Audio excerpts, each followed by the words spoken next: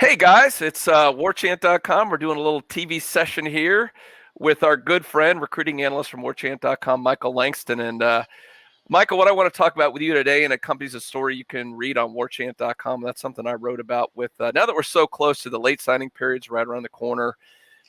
Florida State's coming up very close on that limit of 25 scholarships we always talk about. Whether they fudge that one or two, we'll see. But the point is, this class is taking shape between the signees, a possible couple more signees in the late period, and then all the transfers, the 8 transfers we've had so far. So you're kind of getting an idea of the scholarship layout of Florida State. And I wrote about that and want to talk to you about that, Michael, because you're on top of these guys, these new guys coming in, and what they can do in year one. And this is, again, I think we're talking more about what these guys can do in 2021, because this is a program, obviously, that needs a quick fix from all the issues they had on the field in 2020. So I want to talk about that a little bit here, Michael. And what I want to do now is share this a little bit from the story we have, and you can look at this right now. And what this lays out is the scholarships. We're going to talk offense today. We're going to do defense at a later time, but it lays out by class and by position where these players fall. And the first thing that jumps out at you right now, if you look at the seniors, and Florida State had the youngest class in the FBS, and look at these seniors, Michael. So 2 of them are newcomers. We're going to talk about them in a minute, Mackenzie Milton and Andrew Parchment. But look at this. So they had 3 seniors on the offense side of the ball the whole year, and Jordan Wilson was hurt the entire year. So they had 2 guys on scholarship to play. And even look at the juniors. There's only a handful there, too. So it shows you how incredibly young this team is. And remember, everybody's eligibility from 2020 carries over to 2021. So they're all in the same class, at least for this upcoming year. So let's talk about this by position, Michael. And going to start with the easy one, and the one that has everybody so excited. Of course, that's Mackenzie Milton, who comes in as a graduate transfer from UCF. And the only question is, how healthy will he be? We interviewed him earlier in the week or last week, and he said he was 90%. I mean, Michael, I know we saw some great signs out of Jordan Travis. Chuba Purdy showed some signs. He obviously has a ton of talent. Do you think if Mackenzie Milton is healthy, is there really any doubt who's going to be the starter this fall? Not in my mind. I mean, first of all, when you have a grad transfer at quarterback, or most positions anyway, that guy's coming in with the expectations he's going to start. I know Mackenzie knows he has to go out there and win the job. The problem with Jordan is you never saw a lot of hard slants. He can only run a certain amount of plays that were fit his skill set. He's very dynamic. He can run. But Mackenzie is the kind of guy who can make every throw on the field. We know he has control of the offense. He's a very good locker room guy.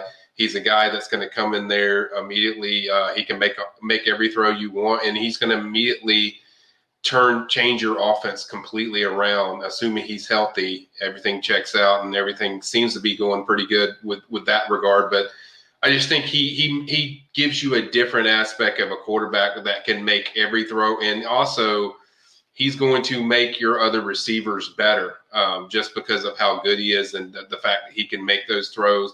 He's also, when I talked to Brandon Hewitt early this year from UCF, he was like, he's just a magician. The stuff he does is just magical. So I think I think it would be like the ultimate shocker, stunner, if he's not the starting quarterback for FSU this coming year.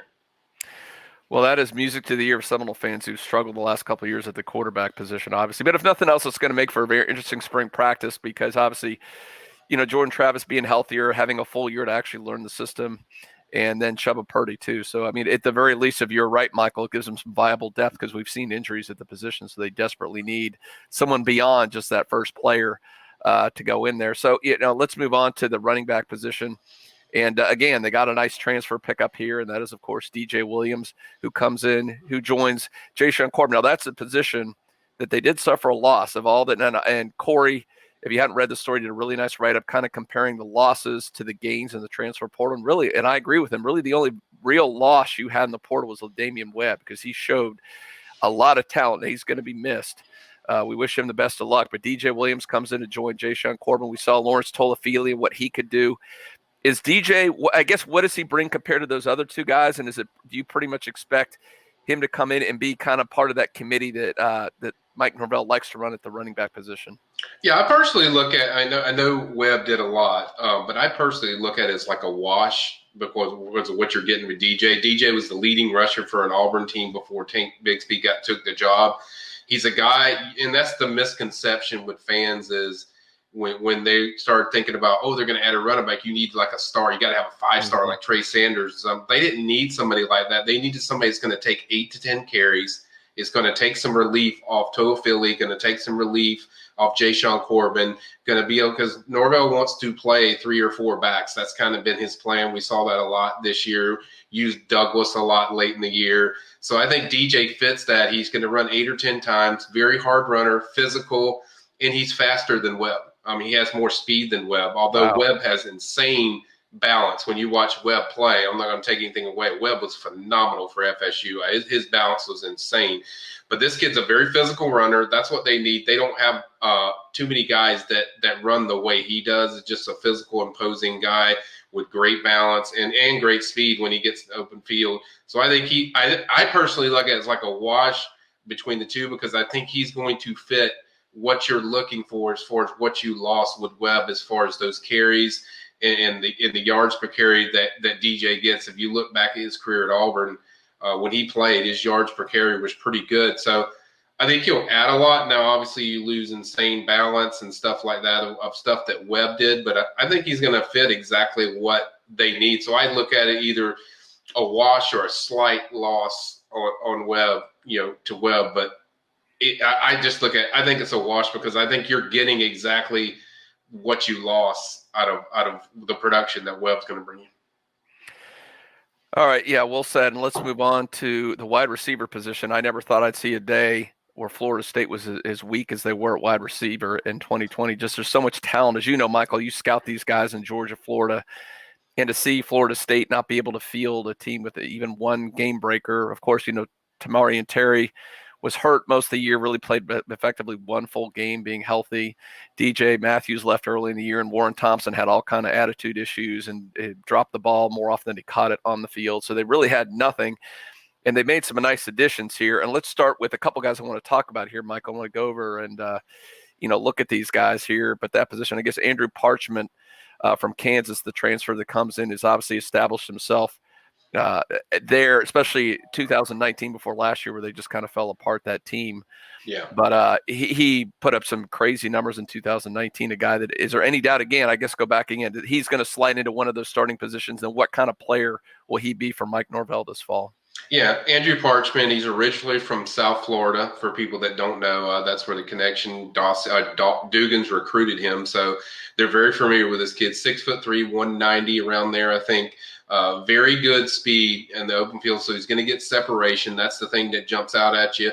As you mentioned, alluded to, 2019 had over 800 yards receiving, I think 7 touchdowns around that. So that's pretty solid for a Kansas program that really isn't known for football. So I think he's going to bring a lot of big play ability down the field. He's going to open up your tight ends. He's going to open up these secondary receivers that you have, Pokey Wilson, Keyshawn Helton, those guys. He'll open those guys up, because that's the one thing that killed them last year, which you were coming off Tamari and Terry having a 1,000-yard year, and he just wasn't healthy the rest of the year. So you didn't have no number one guy to really take some relief off those secondary receivers, because as you mentioned, Gene, there's not a number one guy out of those groups. So to get a true number one with Andrew Parchman, who I do believe will be starting, I think is a big deal. And I think Norvell knew, I need to get an experienced receiver in this class to help them lead these young cats along.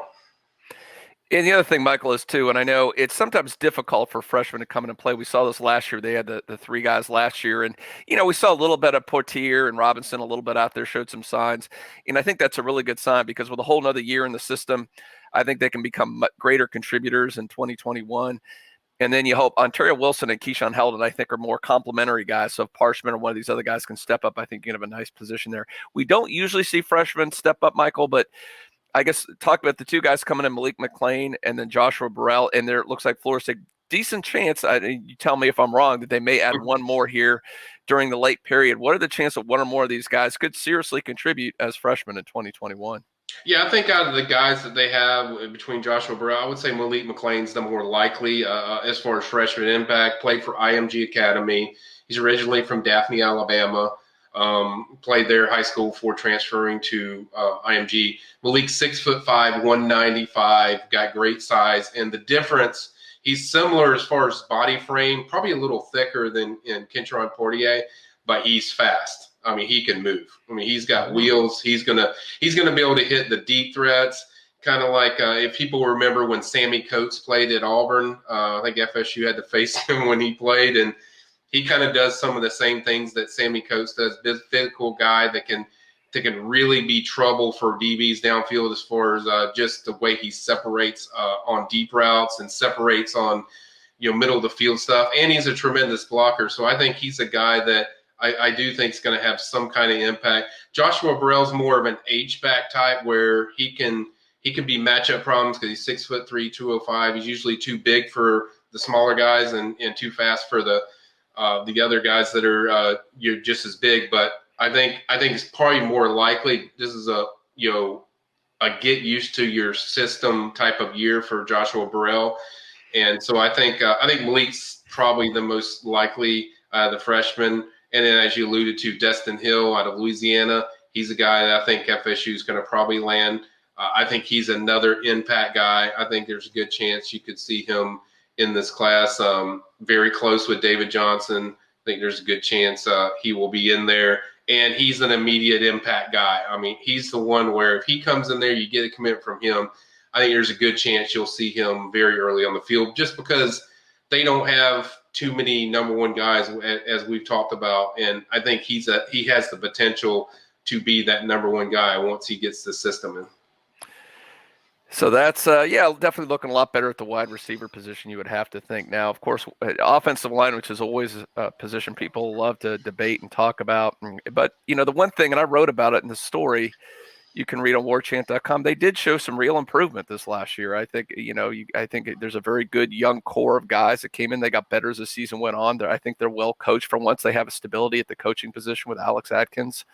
And all the guys are coming back. All the starters are back, and even the key backups. I think really Andrew Brusselli's the only one you lost, and he was effectively a backup.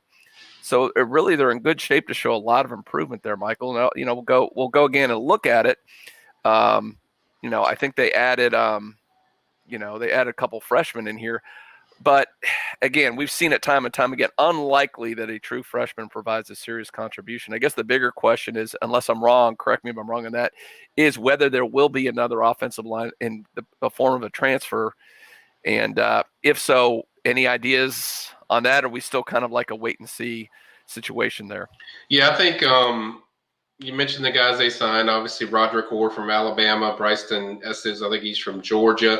He's more of an interior guy, which I think they're okay there at that position. I think tackle's really the main concern. I think guys like Lloyd Willis, Robert Scott. I mean, especially Robert Scott. We've seen a lot of positive things, and that's kind of alludes to your point about Atkins. I mean, when's the last time you heard a true freshman tackle really just jumped into the picture with FSU as far as playing as a freshman? So I think they have a lot of nucleus there. I do think they're going to add more than likely one more grad transfer tackle. I think if they can get a guy on the one side and then Love Taylor on the other, I think you feel really solidify that because then you have a bona fide start backup in Robert Scott or Darius Washington or even Lloyd Willis or one of these guys that can step in to handle your backup. And then you got two true starters. I think there's one. I think the one I've been following the most is the offensive tackle from North Texas. His name is Brian Parrish, I think. I think that's his name. He's a guy that's already told me he's been talking to FSU. I know Coach Atkins is supposed to be calling him and talking even more on the phone with him. He's probably the one that they've been the most active with. And you alluded to this in our happy hour last week where there's going to be guys in the spring that maybe don't win a job, or in Tennessee's situation, somebody gets fired and then they want to leave and FSU, they know FSU needs a tackle. And there's just so many situations that are going to happen this spring that there's going to be more names that pop up. But I do think they're going to get a tackle. And I think the point I think a lot of people miss is, everyone's looking for a Wanya Morris, a full more 5-star. It's like you would want that. But what FSU needs is a complement to Love Taylor, basically the same skill set of what Love Taylor brings on the other side. And if you do that, I think you're drastically going to improve your offensive line to have somebody that's experienced. You don't have to have a can't miss 5-star. And to be honest, you're not going to get a 5-star to come into a situation of what FSU's gone through for like 8 years. Like, you're just not going to get a guy like that. You're going to get a guy that you can develop. He's kind of got the skill set of what Love Taylor does. And if you get that, you really solidify that position. And now this offense is ready to compete with teams in the country. We'll talk about those 5-stars, Michael, for 2022 class. And I know to give you a little promo here, I know you're starting to roll out the early hot boards for that 2022 class. So you want to look at, I know Michael's just going to load that thing down with all the 5-stars that are coming to FSU. So go ahead and give that a look. One position here we'll go over real quick, Michael, and that is what's left on offense to talk about, and that is the tight end, where they're sitting there right now. They got a couple more signees in this class. I think it's going to be so much better. It comes down to Jordan Wilson being back. I mean, that was a huge, people underestimated, a huge transfer for Mike Norvell last year. And for him to miss the whole season was devastating. When you had that and you had, I mean, it's another Willie Taggart failed at that position recruiting wise a couple of years before. When he got hurt, they were left with Cameron McDonald, and that was it. White Rector had to be put on scholarship. So they really were just desperately thin there. Now with hopefully Boatwright and Douglas being able to have a year in the system, they can help contribute. Wilson is back. And then the smart thing by the coaching staff, even though, again, correct me if I'm wrong, I doubt we see Gross or West, the two guys you want to talk about here, play a ton this year. Here we're building for the future so Florida State doesn't find itself in a position like it was in 2020 when they simply didn't have enough bodies for the position. Yeah, I think Wilson's big as far as them. If they could get him, that would take a lot of pressure off Cam McDonald. But it kind of also goes back to our original point we started with Mackenzie Milton. Cam McDonald, I think, is going to have a massive year with a guy like Mackenzie. So he's going to open up. I mean, how many times do you watch FSU and Cam McDonald gets the ball targeted like 2 or 3 times, and that's it? I mean, he's a guy you should be targeting a lot. So I think Cam McDonald will open up. Then you have these freshmen that are coming in. Kobe Gross, he's more of a blocker. I think he's more of a seal blocker type. That the reason they got him, he's athletic, but his biggest strength is the way he sets the edge and blocks for him. So I think he'll add a lot to their blocking. And then I think Jackson West is one of the more underrated guys that they have in the entire class. I mean, I've watched this guy, great baseball prospect as well. So it wouldn't surprise me if he played for Meade over there in the baseball program as well. But he is the complete tight end of what you need in this offense. Now, if he can pick stuff up fast, I think he's a guy that can help your team. I'm not saying he's going to play a lot, but he's a guy that gets great separation for a tight end. I mean, he knows how to set blocks really well. And he's very athletic and he's pretty good speed for a tight end. So if there's going to be a guy that makes an impact at tight end from the youngsters, it's going to be Jackson West for sure. I'm very high on him. Okay. I think one thing people forget a lot is Mike Norvell did like to run a lot of 12 personnel. That's 2 tight end sets, which he could not do. He just didn't have the bodies to even run those sets this year. So even those freshmen you mentioned, Michael, even though they don't play a lot, just the fact that he can bring in a body that knows how to play the position for those sets when he wants to do it is huge. And it allows him to open up the playbook and do everything he wants to do. He was so handcuffed in 2020. Well, Michael, good stuff, buddy. And, be having your chats on Wednesdays. You can do that. And we're only a couple of weeks from that late signing period. I know there's just tease it real quick. We mentioned one of the guys, but I think there's at least one more again that might be signing that day. And who might that be? And what's the latest there? Yeah, you have defensive tackle Tywan Malone and wide receiver Destin Hill are mainly the main high school kids that they're focused on.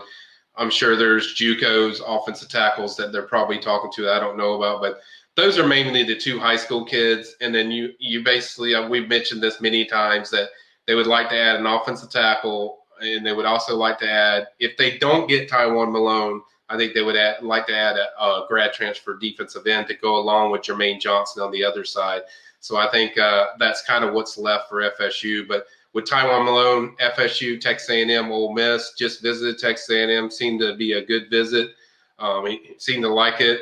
He keeps things close to the vest. I think those are the 3 teams he's kind of trying to mull over which way he's going to go. I think it's still up in the air. I don't think there's a definitive answer whether FSU just needs to move on or not. I think FSU's did a great job on their visit, and I think it's still up in the air. He might take a few more visits, but those 3 teams I think is what he's locked in on. And I haven't had a forecast there yet, so obviously I do not know which way he's leaning yet.